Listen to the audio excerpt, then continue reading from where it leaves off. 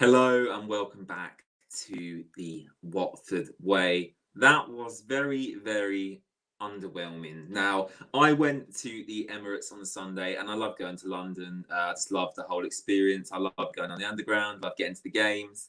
And that the Emirates is a fantastic stadium. And it was, it's a great day out. The atmosphere in the away end was good. But I just come away from the Emirates really feeling like we could have had much more from that game. It was just a really, come full time, I just felt very, very, yeah, deflated. Not sad, but I just felt very, the incidents that happened in the game for me. We might as well get straight into it and discuss them, of course. I mean, firstly, Kevin Friend. I thought Jared Gillett was bad a few weeks ago against Newcastle. Well, Kevin Friend has topped his refereeing performance because, my word, I've never seen such a biased refereeing performance. I don't think I've ever seen a more biased performance in my whole time watching Watford or watching football in general. It's just absolutely ridiculous. Now, I don't want that to have a big effect on my opinion of this game because I do think Watford did deserve to lose. I think Arsenal, they've got fantastic players. I expected them to dominate us, and they did dominate us. And to be honest, they deserved a goal and they did deserve to win the game. My issue was with a couple of incidents, and I'll get into them shortly. Firstly, the first big incident during the game was Danny Rose basically giving Arsenal a free penalty because it was a ridiculous challenge by Rose. And on Danny Rose as well, before I actually discuss the penalty and obviously the fantastic save, I think Danny Rose, for me, I tweeted that out earlier today on my personal account. I think he just looks, 20, 25%, off the pace every time I see him play. Yes, he makes good recovery tackles. And when he's actually on the ball and driving forward, he looks class. But his pace, his fitness as well, it's not where you really need it to be, especially playing Premier League football matches. And I think there's a case to be made where, how long do you continue to play Rose for? Because, when he come in, there's a lot of talk about his fitness. He obviously didn't play a lot of football towards the end at Tottenham. And there was a lot of talk about his fitness. And I think a lot of Watford fans were patient with it. He come in August, remember? That's a long, long time ago now. And he's had, September, October, and now into November. So he's had, 2.5 months to get himself back to optimum fitness. He's still not there. And the question for me is, how long can you keep playing an unfit Danny Rose for? Because for me, it's really having an effect on the dynamics of the team and how we move going forward. And really poor penalty to give away, rash challenge. He kind of can't speak properly. He bundled himself into the Arsenal player. He kind of elbowed him in the face as well. Most blatant penalty you'll probably see this season. Clear penalty, and Aubameyang steps up to take it. Now, I was expecting this to obviously go in the back of the net, but Ben Foster pulls out a massive save. It was a massive save. In the away end, we celebrated that like a goal because it was fantastic. And there's a few Arsenal fans above us giving it large before the penalty, and yeah, that was a good to silence them. So good from Ben Foster, who I thought had a really good game yesterday. Made some big saves. I'd still rather see Daniel Backman in there because he is ultimately the future of Watford, but can't criticise Ben Foster's performance yesterday. One of the best I've seen from him, actually. Really, really good.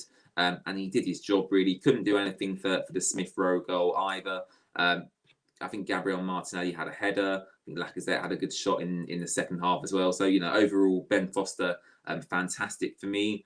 On to probably the biggest incident of the game, happened in the second half.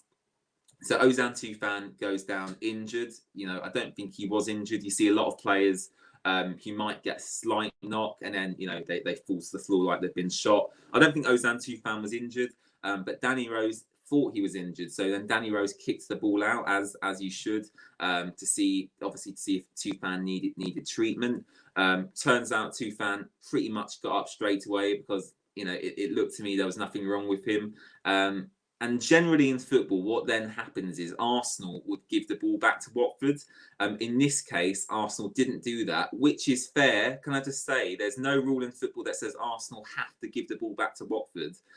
They're well within their right just to carry on playing. And they did that, and they scored the goal. Should it have been a goal? No. And it's not because of the two-fan incident. It's because Sarr got fouled in the build-up to their goal. So forget about the two-fan entirely, because I know it's unsportsmanlike to do that. Arsenal should have given the ball back to Watford. So, but forget about the incident entirely. Sarr was fouled by Maitland-Niles in the build-up to the Smith Rowe goal, and the goal shouldn't have stood. VAR should have looked at the foul. Apparently, they did look at the foul, and they determined that it wasn't a clear and obvious error from Kevin Friend.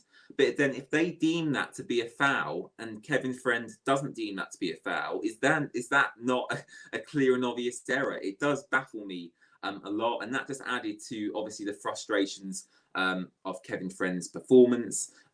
Going forward, generally, Watford just weren't very good. There was no cohesion there, really. Ismail Assar had a poor game again. I don't think Kiko Feminier helped him out really at all. In fact, Kiko, for me, was probably one of the worst players on the pitch once again this season. He's just not reaching the levels we know he can.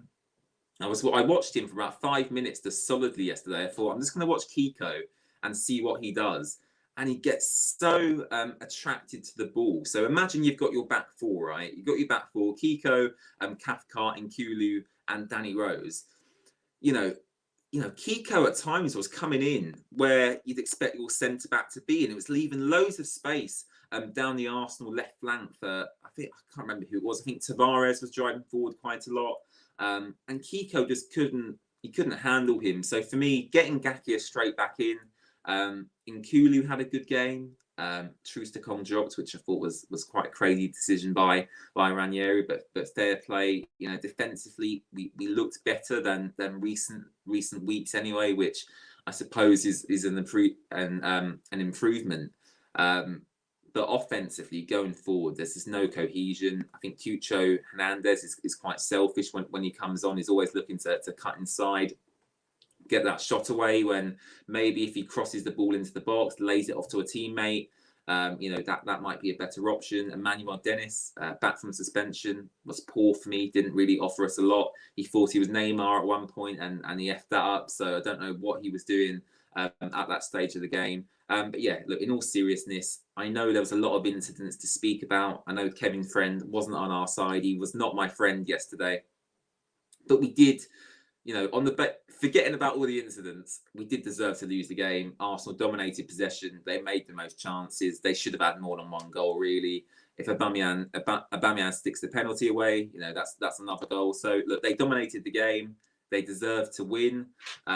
And we go into the international break quite deflated. Looking ahead, we've got Manchester United, Cristiano Ronaldo playing at Vicarage Road. I'm very, very excited about that. Looking forward to seeing Ronaldo at Vicarage Road. It'll be good to get Ole sacked potentially. I don't think he's been sacked yet at the time of recording this video. But if United lost to Watford, which I hope they will, surely they'd have to get rid of him. But we'll have to wait and see on that one. It is the international break, of course, but don't you worry. We've still got a video coming out for you at the weekend where there would be a Watford match. So we do have another tier list video coming out for you on Saturday afternoon, ranking Premier League goalkeepers from best to worst. So keep an eye out for that. And after that video, we'll be back with, of course, our Manchester United match preview, which I'm very much looking forward to. Please subscribe to the channel, of course. That would really, really be appreciated. Like the video. Comment your thoughts on the game. Let me know if you agree with what I said today. And yeah, looking ahead, you've got United, you've got City, you've got Chelsea, and then we've got Leicester City away. So yeah, very, very tough. Very tough run of fixtures, and we just got to stay positive. Better defensively yesterday, very poor offensively. And it feels like to me that we used all our goals up against Everton, and now we just can't score to save our lives. So hopefully that will change against Manchester United. So thank you very much for watching, and I'll see you all again very, very soon. Bye. Bye bye, guys. Have a great rest of your day.